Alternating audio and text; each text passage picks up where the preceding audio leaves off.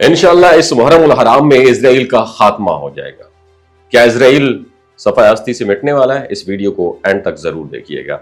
जब मशरिक़ वुस्ता की सियासत का नक्शा देखा जाए तो एक मुस्तकिल कशमकश हर दौर में नुमाया देखी जा रही है। ईरान और इजराइल के दरमियान जारी कशीदगी जो है ये सिर्फ दो ममालिक का तनाज़ा नहीं है, बल्कि इसके पीछे कई दहाइयों पर मुहित सियासी, मजहबी, अस्करी और नजरियाती इख्तलाफात की पूरी एक हिस्ट्री मौजूद है। अब जब दुनिया मुहर्रम के महीने में दाखिल हो रही है तो सवाल एक बार फिर उभरता है, क्या हालात एक नए मोड़ लेने जा रहे हैं? ईरान और इजराइल का तनाज़ा किसी वक्ती इख्तलाफात का नतीजा नहीं है। इजराइल के क़याम के बाद से ईरान ने हमेशा इसे गासिब रियासत समझा है और ख़ास तौर पर 1979 के ईरानी इनकलाब के बाद से ये दुश्मनी खुलकर आलमी मंजरनामे पर आ गई।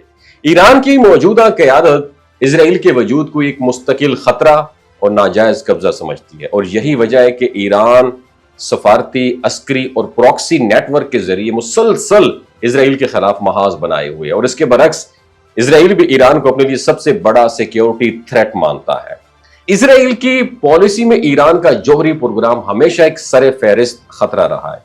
इजराइल खुलकर कहता है कि वो किसी कीमत पर ईरान को एटमी ताकत नहीं बनने देगा, और इसी बुनियाद पर दोनों ममालिक के दरमियान खुफिया ऑपरेशन, साइबर हमले और प्रॉक्सी जंगें वक्तन फवक्तन सामने आती रही हैं। मुहर्रम का महीना इस तनाजुर में बड़ा दिलचस्प होता है, क्योंकि ईरान के अंदर मुहर्रम महज मजहबी रसूमात तक महदूद नहीं है। ये महीना ईरान के इनकलाबी नजरिए में एक अलामती हैसियत भी रखता है।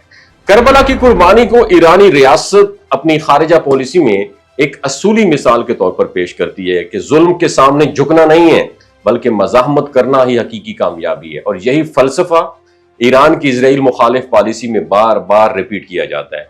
जब भी ईरान में मुहर्रम आता है तो अवामी इज्तिमात, तकारीर और सरकारी बयानात में बार बार करबला की मिसाल दी जाती है और उसे मौजूदा दौर के जुल्म और मज़ाहमत के इस्तिआरे के तौर पर बयान किया जाता है। ईरान की सुप्रीम लीडर समेत आला क़यादत इजराइल के खिलाफ खुले अल्फाज में सख्त बयानात देती है और उसे जमाने का यजीद करार दिया जाता है। और दूसरी तरफ इजराइल भी खामोश नहीं बैठता। हालिया वर्षों में इजराइल ने ईरान के जौहरी तनसीबात पर अटैक, ईरान की जौहरी साइंसदानों के कत्ल और ईरान की प्रॉक्सी ग्रुपों के खिलाफ कार्रवाइयां तेज कर दी हैं।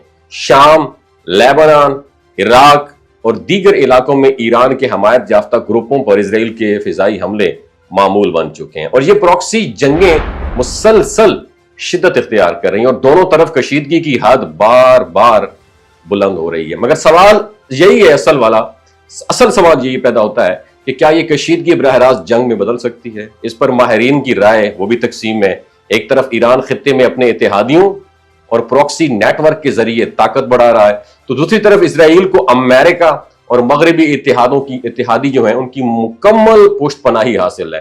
दोनों मुल्क किसी बड़ी बराह रास्त जंग से बचने की कोशिश करते हैं, लेकिन इस जंग जो है ना, इस खामोश जंग की शिद्दत दिन ब दिन बढ़ती जा रही। ईरान की अस्करी मशकें, जदीद मिसाइल प्रोग्राम और खित्ते में फैलता हुआ रसूख इसराइल के लिए मुस्तकिल खतरा है। और दूसरी तरफ इसराइल की जदीद टेक्नोलॉजी, इंटेलिजेंस नेटवर्क और बैनुल अक़वामी हमायत ईरान के लिए एक बहुत बड़ा चैलेंज है। और मुहर्रम का ये महीना जहां मजहबी लिहाज से सब्र, कुर्बानी और इस्तकामत की अलामत है, वहीं मशरिक़ वुस्ता में ईरान के सियासी बयानियों को मजीद तवानाई भी फराहम करता है। और करबला की कुर्बानी को ईरान अपने आलमी पैगाम में हर साल दोहराता है कि हम जुल्म के खिलाफ खड़े हैं, और इजराइल को इसी जुल्म की अलामत के तौर पर पेश किया जाता है। और ये कशीदगी कब और कैसे किसी बड़े तसादुम में बदल जाएगी, इसका जवाब फिलहाल किसी के पास भी नहीं है। लेकिन एक बात तय है कि ईरान और इजराइल के दरमियान ये सर्द जंग अब इतनी शदीद हो चुकी है कि कोई भी मामूली वाक़या से शदीद बहरान में धकेल सकता है। आलमी बरादरी के लिए ये सूरत हाल लम्हा ब लम्हा खतरनाक बनती जा रही है। लेकिन बात करने का मकसद ये है कि इस बारे में आपकी क्या राय है, नीचे कमेंट सेक्शन में जरूर बताइएगा कि इस मुहर्रम उल हराम के महीने में इजराइल सफ़ा हस्ती से मिट जाएगा या नहीं। बहुत शुक्रिया। ये जो गिलगित बल्तिस्तान के लोग होते हैं ना, इनकी एवरेज उम्र 90 साल से भी ज्यादा होती है। You know why? क्योंकि ये लोग शलजीत इस्तेमाल करते हैं। शलजीत के अंदर 85 मिनरल्स होते हैं।